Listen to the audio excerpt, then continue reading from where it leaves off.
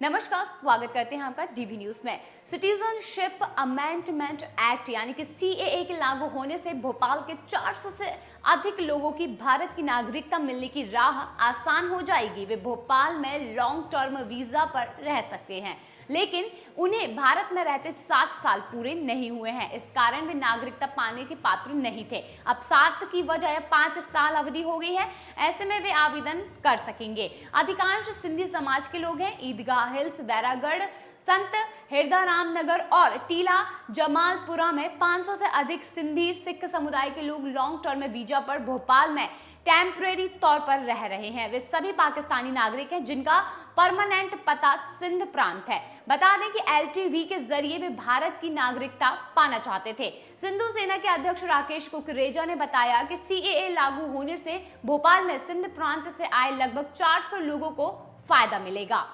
पहले इतने ही लोगों को नागरिकता मिल चुकी है। पाकिस्तान के सिंध प्रांत में रह रहे सिंधी समाज के लोग भारत आना चाहते हैं, लेकिन कठिन नियमों के कारण नहीं आ पा रहे हैं। नागरिकता संशोधन अधिनियम यानी कि सीएए कानून लागू होने से वे भारत आ सकेंगे। सीएम के बाद उन्हें नागरिकता भी मिलेगी, वहीं और भी ज्यादा देश में रहने का अधिकार भी मिलेगा। सिंधी समाज के वासुदेव वाधवानी ने बताया कि पाकिस्तान में सिंधी सिख समुदाय के साथ अत्याचार होने के बाद वे सब कुछ छोड़कर भारत में रहने लगे। भोपाल, इंदौर समेत प्रदेश के कई शहरों में वे रह रहे हैं। वे भारतीय नागरिकता लेने के लिए कई बार गुहार भी लगा चुके थे, लेकिन नियमों के चलते उन्हें नागरिकता नहीं मिल पाई। वहीं सीएए लागू होने से उन्हें आसानी से भारतीय नागरिकता मिल सकेगी।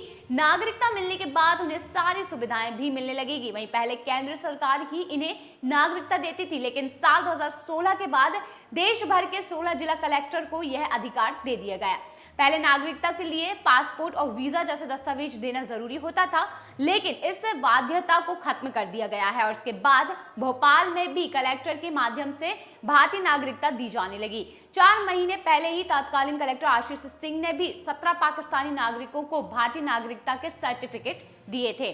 पहले पाकिस्तान, अफगानिस्तान और बांग्लादेश से आए हिंदुओं, सिखों, बौद्धों, जैनियों, पारसियों और ईसाइयों को भारत में कम से कम 7 साल रहना जरूरी होता था और उसके बाद ही आवेदन करके वे पात्र होते थे। यह समय अलग अलग भी हो सकता है, लेकिन जिस साल आवेदन करते हैं उसके पहले 1 साल तक लगातार भारत में रहना जरूरी था और इस दौरान पुलिस उसकी पूरी रिपोर्ट तैयार करती है, जिसे इंटेलिजेंस ब्यूरो को भेजा जाता है।